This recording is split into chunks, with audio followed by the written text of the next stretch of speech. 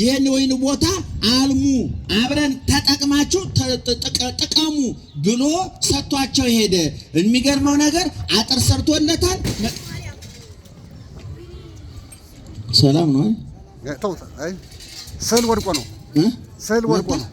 አይ አረብ የለም ሰው አልመጣም። እንዴት አሮጣችሁ? ብዙዎች ናቸው። እኔ ራሱ እንዴት እንደሚሮጥ ጨንቆይ ነው እንጂ ደውረት ነበር። ደህና አደራችሁ። በነገራችን ሰው ካልፈራ አይምሮ ጤነኛ አይደለም ይባላል። እውነቴን ነው የምልህ። ፍርሃትን መቋቋም እንጂ ምንም አለመፍራት የአይምሮ በሽተኝነት ይባላል። እና መደንገጥ አለባችሁ። ሰው ካልደነገጣችሁ አይምሮአችሁን ጠይቁ። የጀግንነት አይደለም በድን መሆን። እና እኔ ደንግጫለሁ ግን ተቋቋምኩት። ጤነኛ ስለሆንኩኝ ነው። ደህና አደራችሁ። እስኪ አጨብጭቡ አንድ ጊዜ ግን ድገሙት። ከዚህ በፊትም ተናግሬያለሁ። ሰው አለመራብ ጤነኝነት ነው? አቤት ጤነኝነት ነው? አለመራብ ጤነኝነት አይደለም። ረሃብን አጥፋልን ተብሎ አይጸለይም። ምግብ ስጠን ተብሎ ነው የሚጸለየው። ረሃብ ከጠፋ ደግሞ ሌላ ችግር ነው። የምግብ ፍላጎት ተዘግቶ ሀብታሞቹ በአምቦ ውሃ የሚሰቃዩት እኮ የምግብ ፍላጎት እየጠፋ ነው። ምክንያቱም ሀብታሞቹ ቤት ምግብ አለ፣ ድሆቹ ቤት ሆድ አለ። ግድግዳውን ቀዶ የሚያገናኝ ጠፍቶ ነው። እና የስዕሉ ጉዳይ ነው ቀረከው። ሰው አልተጎዳም አይደል? እግዚአብሔር ይመስገን። እና ሰውየው ይሄ ባለሀብቱ ሰውዬ ለሰዎቹ ራሱ ቆፍሮ አልሙ ብሎ ሰጥቷቸው ሄደና ከብዙ ጊዜ በኋላ መልእክተኛ ላከ። ከወይኑ ፍሬ ላኩልኝ ብሎ ላከ። እና ሰዎቹ ክፉዎች ስለሆኑ መሬት ሰጥቷቸው አትክልቱን አልሙ ብሎ ሰጥቷቸው ተጠቅመው መጥቀም ሲገባቸው ምን አደረጉ? መልእክተኞቹን ደበደቧቸው። የሚገርማችሁ ነገር አሁንም ሌላ ምናልባት እነዚህኞቹ ተራ ሰዎች ስለሆኑ ቁጥራቸው ትንሽ ስለሆነ ነው ብሎ ዘይበዙ ከቀድሞዎቹ በቁጥርም የበዙ በስልጣንም በኃላፊነትም የበዙ ብዙ ሰዎች ናቸው። እነዚህንም ደብደው ግማሹን በድንጋይ ወግረው ግማሹን ገርፈው ግማሹን ሰቅለው አሰቃይተው መለሷቸው። ግማሾች ገደሏቸው። በሶስተኛ ደረጃ ፈነወ ወልዶ እነዛ መልእክተኞች ናቸው። ለወልድ የሰ ያፍርዎ በኋላ ቢጠረገሽ በኋላ ተው አንተ ተውት እንታ ተው ወንድም አለ በኋላ ይጠረጋ ግድል ሰው ካልጎዳ ችግር የለም። ሰላም ዋላችሁ። አንድ ጸሐፊ ታገል ሰይፉ የሚባል ወንድማችን የምንወደው ምን አለ አንድ ጊዜ ሲናገር ፈረንጆቹ ላፕቶፑ ልጆቻቸው እንዳያበላሹባቸው ይደብቃሉ አለ። እኛ ደግሞ ልጆቹ ላፕቶፑ እንዳያበላሹት ነው የምንደብቀው። እና ብዙ ስለ ቁሳቁስ ሰው ይጎዳ ብለን ነው የምንጨነቅ። እቃው ተሰበረ እንጂ የምንለው ሰው ተሰበረ ብለን አንጠይቅም። እና ለማንኛውም መጨረሻ ላይ ሰውየው መልእክተኞቹ ልኮ ስላልተሳካ ልጁን ላከ ነው ባጭሩ። ልጁን ላከ። ምክንያቱም ልጅ ማለት ምትክ ነው፣ ወራሽ ነው። ያፍርዎ ያፍሩታል፣ ያከብሩታል፣ ይሰሙታል፣ ይታዘዙታል ብሎ እሱን ላከ።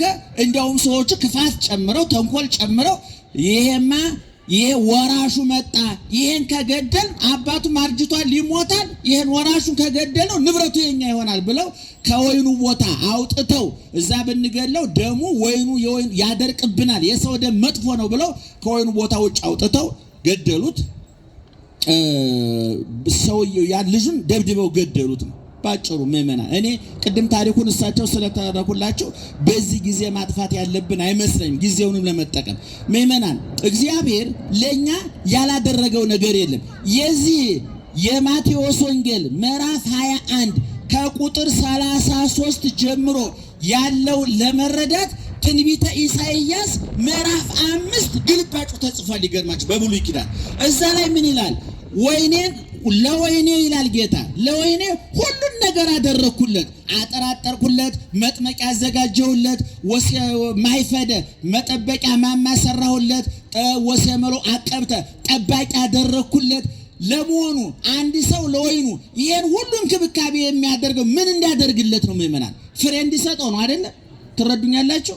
አንድ ሰው ግቢው አንድ ተክል ተክሎ ለምሳሌ ግቢ ያላችሁ ሰዎች እንደ ኮክም ሆነ ሌላም ተክል ተክላችሁ ማዳበሪያ ታደርጉለታላችሁ፣ ውሃ ታጠጡታላችሁ።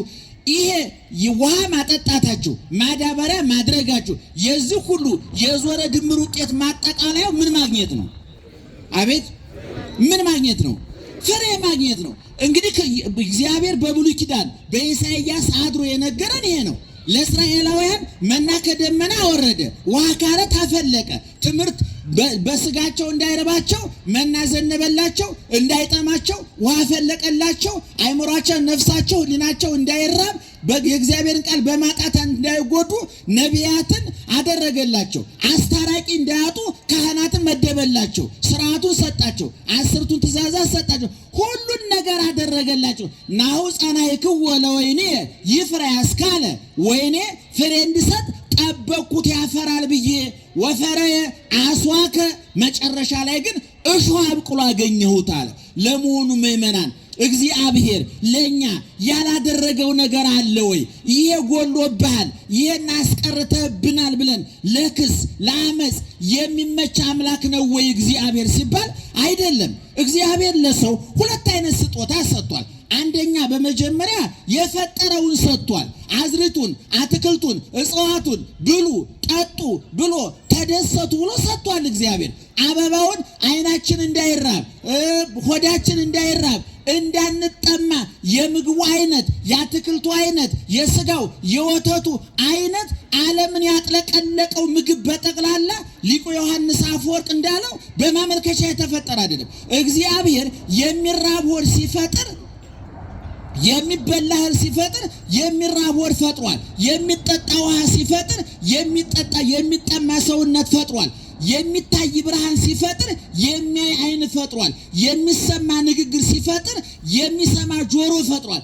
እግዚአብሔር አስውቦ አስጊጦ አሳምሮ ነው የፈጠረን። እግዚአብሔር ይጎደለብህ የማይባል ድንቅ አምላክ ነው እግዚአብሔር። በልዎ ለእግዚአብሔር ግሩም ግብርከ፣ እግዚአብሔርን ስራ ግሩም ድንቅ ነው በሉት ብሎ ቅዱስ ዳዊት እንደተናገረ ግሩም ድንቅ አድርገህ ፈጥረኸኛልና አመሰግናለሁ ብሎ አሁንም በሌላ መድረክ መዝሙር እንደተናገረው እግዚአብሔር በመጀመሪያ ደረጃ ይሄን ሁሉ እሁድ ጀምሮ ዓርብ ያጠናቀቀውን ፍጥረት በጠቅላላ ፈጥሮ ብላ ጠጣ ግዛ ንዳ ብሎ ምክትል ፈጣሪ አስተዳዳሪ አድርጎ የሾመው ሰውን ነው። ይሄ መጀመሪያው ስጦታ ነው ምእመናን። ነገር ግን እግዚአብሔር በዚህ ስጦታ የሰዎች ሕሊና እንዳላረፋየ የሰዎች ነፍስ እንዳልጠገበ ሕሊናቸው እንዳላረፋየ በአዳም ውድቀት ምክንያት። ምክንያቱም ሰው በመብላቱ በመጠጣቱ በመልበሱ ጥያቄው ሊመለስ አይችልም። ምግብ፣ ልብስ፣ መጠለያ፣ ውብ ቤት መስራት፣ ውድ መኪና መያዝ፣ ገንዘብ ማከማቸት፣ እነዚህ ሁሉ ዝና፣ ሹመት፣ ስልጣን፣ ውበት እነዚህ ሁሉ ለሕሊና እርካታ፣ ለአእምሮ እረፍት፣ ለመንፈስ እርጋታና ጸጥታ ማረጋገጫ ዋስትና